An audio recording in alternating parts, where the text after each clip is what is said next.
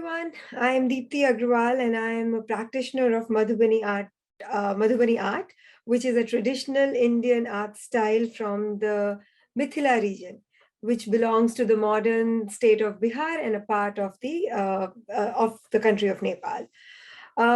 First of all, thank you, Raji, for having me here, and kudos to your persistence and perseverance in making sure I get to speak to myself.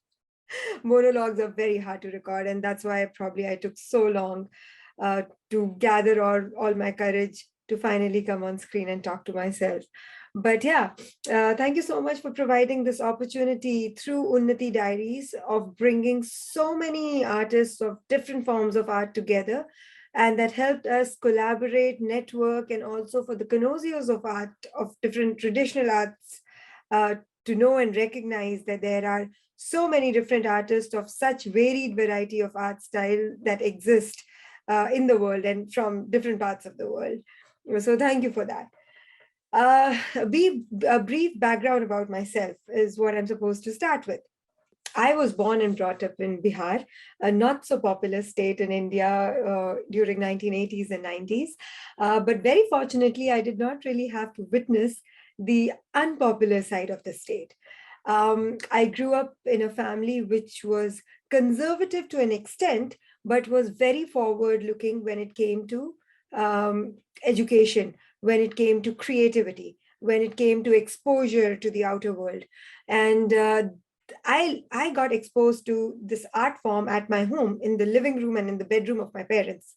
Um, my mom started an organization at home where she invited underprivileged women to come and practice the art form so as to make it sellable. So to hone their skills, which they already possessed, to fine tune their skills such that people from outside the state would be interested in buying the hand painted fabrics. And I trained with them. It is still running in its 30th year now, and I was very little when the organization started at home. So I was literally exposed to it every single day of my life. And I would come back from school and sit with them, train with them. I would watch the entire process of how training of the artist or training of the trainer happens. And that's how I grew up. So I've had very happy childhood amidst a house full of family members and grandparents. There was a point of time when we had four generations living under the same roof. There was my great grandparents, my grandparents, my parents, and my brother and I. And we were spoiled, literally spoiled, but it was ensured that we are not spoiled to the extent of becoming brats. So yeah, that was my childhood. And then of course I went on to Bangalore to do my higher education, and I did my MBA in finance over there. Then, of course, the corporate world did not interest me as much as art did, and I switched gears and came here. Now, one interesting thing that I would like to share with the audience is that some of you must have heard of this management concept of Dunning-Kruger theory, which is like a graph where you have confidence on the y-axis, the vertical axis, and information or knowledge or experience on the x-axis.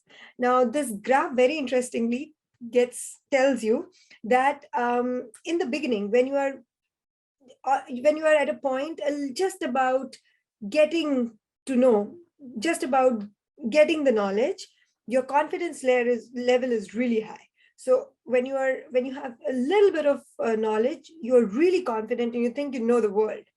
And that is called the Mount of Stupid, the peak of the Mount of Stupid. And then when you ascend on the line of learning on the x-axis, which is the learning or the experience, suddenly there is a slump in the confidence level, because that's when you realize that you do not know anything. All this while, when you thought you were the Sarvgyata, where you knew the entire world, you literally did not know anything. And that's when you hit the valley of despair. And then slowly, as you keep ascending on the axis, on the x-axis, which is knowledge and experience, you rise on the curve of enlightenment, wherein you understand what your real position is, and you keep ascending on that curve. And then finally, towards the later end, you touch the plateau of sustainability. Now, I have to tell you very interestingly that I, up until very recently, was on the peak of the Mount of Stupid, where I thought I knew everything. I thought related to the art style that I practice. And I really thought that I've been exposed to this art form since the very beginning. And I just know everything and anything about this art form because I have really grown up amidst the artist and the art, which was true to an extent. But only when I realized that there is so much more to learn in last couple of years when I met with people, when I interacted with the art and artists of various different in various different walks of life, is when I realized that there is such little that I know.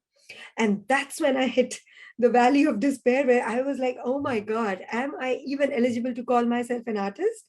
But then now I feel that I'm ascending on the curve of enlightenment, where I've made peace with myself, thinking that, okay, I do not know everything. There is a lot more to Madhubani painting that, or the Mithila art, that I have to learn about. And I'm slowly ascending on the curve with the zest to learn more and more. So that's where I am at the moment. And this pretty much summarizes my journey from the point where I thought I can be an artist, and up until now, where I am still a practitioner of the art form in the Northwest Pacific. Next, I have to talk about who inspires me the most. Well, the artists around me inspire me the most. The artists on social media who are doing such exceptional work in whichever field of art they are in, they are my biggest inspirations. There are people who are from these tiny little villages who are creating such fantastic artworks, which you cannot even conceive, forget about translating. So for them to have conceptualized or brought to life a concept which is beyond your imagination is what is supremely inspiring and motivating. Then the next question is, what are the suggestions that I can give to people who are looking to make a profession out of the interest areas? I would just say, get on with it. Get started with one painting, one student, one project, one show. It is as simple as that. Take that first step. You do not have to really wait for a studio to fall into your lap or a big opportunity to come your way in order to get started professionally into something that you are, genetically or intrinsically good at. So just get started. Take that first step and things will fall in place if you're working ahead with conviction and with the good intention. How your interest has become now your profession or supplements your income in addition to your full-time job. Well, this is my full-time job. I do art as my full-time job because it is something that I really enjoy doing. And not many times we hear people who say that I'm really happy with what I'm doing. I am one of them, fortunately, who can really say that I'm happy with what I'm doing. And every day, every morning, I look forward to getting started, to sitting over here, sending kids to school, and then coming and sitting in my studio and getting started on a concept or one idea or one project or one little something related to this field. Are you passionately involved in any social causes? Yes. Well, social service or community give back was not an option for us while growing up. It was a way of life. My grandparents, my great-grandparents, and my parents have been very, on both sides actually, grandparents on both sides have been very involved in giving back to community. My great-grandfather gave a piece of land for schools, for a co-education school during those times. My parents have been and are even today every day involved with some or the other social work. So giving back to society comes very, very naturally to me, and that's what I pass on to my students and to my own children. And it does not always have to be in terms of money. It is not necessary that when you take $100 out and give it for a good cause, that itself is done, that your work is done. It's actually, the work starts then. It is the charity of labor, which in my family holds more importance than just giving the money away. So that's what I believe in, and that's why I have my students do multiple workshops for underprivileged, for seniors, for people who cannot afford doing classes but are always interested in art. And this is how we give back to society. We address causes through our paintings. We make projects which send a message of global harmony, of against climate change, against pollution, for preserving water, conserving nature. We just address causes in our paintings, and we also step up to extend a lending hand uh, to just help society by using art as an instrument. One message that will uplift the spirit of fellow women, I would say, all the fellow women over there, you are no less. Just be yourself. Do not compete. Do not try to step on somebody else. Just be yourself. You are unique in the skin that you're born in. You're unique for the characteristics that you possess, for the qualities that you have. So just be yourself and just do your bit however you can. Um, don't put yourself on the back burner thinking that you're not the provider for the family. Maybe you're not. In my household, I am probably not the primary provider for the household, and that is totally all right. I am happy and I'm doing the emotional, giving the emotional support. I'm the emotional provider of my family. And that is one role that all of us women do play and have to play, no matter what. There are certain genetics that have been programmed in us, which our counterparts do not have.